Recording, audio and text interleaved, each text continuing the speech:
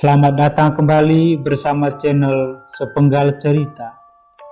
Jangan lupa dukung terus channel ini dengan cara subscribe, like, share, dan aktifkan lonceng notifikasi. Pada kisah kali ini, kita mengutip dari akun Twitter Capricornit. Follow @mandanitika. Tragedi berdarah di sekolah dasar. Sebuah kisah nyata yang ingin kuceritakan ulang dengan lebih rapi. Kisah nyata dari ibuku zaman dahulu. Kami tinggal di sebuah desa kecil, 2 jam dari jantung kota Sumatera Selatan.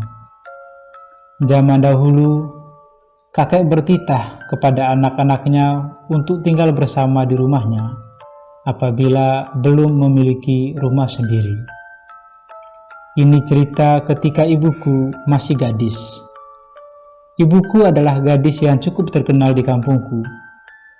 Beliau sangat cakap bermain voli. Tidak ada yang tidak tahu rumahnya, karena keluarga Simbah adalah salah satu sesepuh yang tua di kampungku. Ibuku adalah gadis yang cukup terkenal di kampungku. Beliau sangat cakap bermain voli. Tidak ada yang tidak tahu rumahnya, karena keluarga Simbah adalah salah satu sesepuh yang dituakan di kampungku. Ibuku ini sebut saja namanya Anggi. Suatu ketika, seorang bujangan ingin menjadi pacarnya. Zaman dahulu, pacaran masih menjadi hal yang tabu. Pertemuan hanya sebatas ngapel di malam minggu. Itu juga ditungguin sama kakek.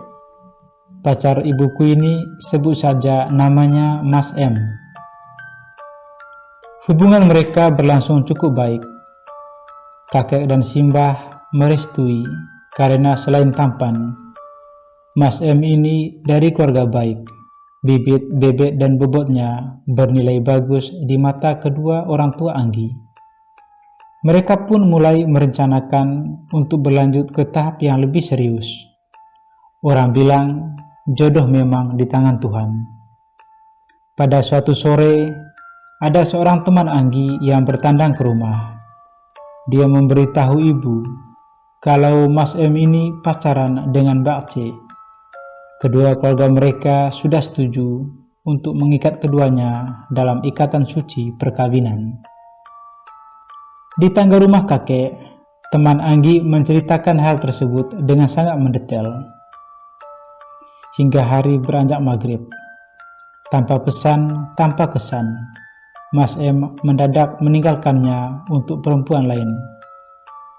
Tatapan Anggi menajam. Dengan tenang ia berkata, "Matilah mereka salah satu." Tahun berganti, waktu berjalan. Anggi akhirnya bertemu dengan pelabuhan terakhir hatinya, seorang karib semasa SD yang rumahnya pun tak jauh dari rumah Simbah. Dia dipanggil Jamaika. Zaman itu, orang suka punya nama alias masing-masing agar terlihat keren. Sementara Mas M belum kunjung menikah juga. Ibuku lupa tahun berapa, yang ia ingat pada suatu malam bulan puasa. Tanteku, anak Simbah yang paling bungsu, ingin pergi ke kamar kecil. Kemudian mendengar suara orang minta tolong. Malam itu rumah Simbah masih ramai, karena bagi-bagi THR dan proses pembuatan kue untuk mengisi toples lebaran nanti. Tanteku langsung masuk ke rumah dan mengajak kakak ibu untuk pergi melihat asal suara. Suara tersebut berasal dari SD belakang rumah kakek. Begitu mereka sampai, Mas M sudah terkapar bersimbah darah. Satu bola matanya keluar dengan 2 luka tusuk di perut. Usut punya usut, Mas M ini mengejar seorang maling sendal hingga ke dekat SD. Mereka pun berkelahi, namun ternyata si maling membawa senjata tajam. Mas M dilarikan ke rumah sakit, namun tak selamat. Si maling akhirnya tertangkap, namun keluarga Mas M tidak ingin memperpanjang. Ibuku justru tahu keesokan harinya. Menurut penuturan ibu, setelah kepergian Mas M, suasana desa jadi berubah total. Banyak saksi yang melihat tapi takut menolong karena tidak ingin berurusan dengan polisi. Sejak tahun kejadian itu, setiap malam takbiran, Mas M menyambangi mimpi ibu dengan baju yang sering dipakainya waktu ngapel dulu, selama 26 tahun hingga ayah dan ibuku berpisah. Banyak desas-desus yang beredar hingga orang segan dan takut lewat SD tersebut di malam hari. Tahun berganti, aku pun lahir. Ibu dan ayah tinggal di rumah kakek karena kami belum memiliki rumah sendiri. Ada suatu kejadian yang kualami di rumah Simbah. Adik pertamaku lahir saat dia masih bayi merah, aku berusia 6 tahun. Pada malam itu, ayahku tidak berada di rumah. Ia bekerja di luar kota selama sebulan. Kami bertiga tidur di penetak rumah Simbah. Listrik mati. Hari hujan deras. Samar-samar aku dengar ada suara tangisan sangat kencang hingga mengganggu pendengaran. Aku pun menutup telingaku dengan bantal.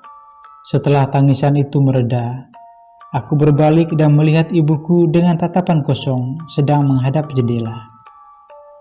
Esok paginya aku menceritakan hal tersebut pada ibu. Dia berkata bahwa mungkin itu hanyalah tetangga yang sedang menonton film hantu. Aku pun tidak bertanya lebih jauh, karena raut muka ibu terlihat ketakutan. Dan semalam mati lampu beserta hujan, bagaimana bisa menonton? Sekian cerita dariku, semoga penonton setia sepenggal cerita selalu terhibur. Mohon maaf untuk kesalahan pengucapan yang kurang tersusun rapi. Pesan moral, jagalah mulutmu sebaik mungkin. Kita tak pernah tahu doa mana yang akan langsung dikabulkan Tuhan.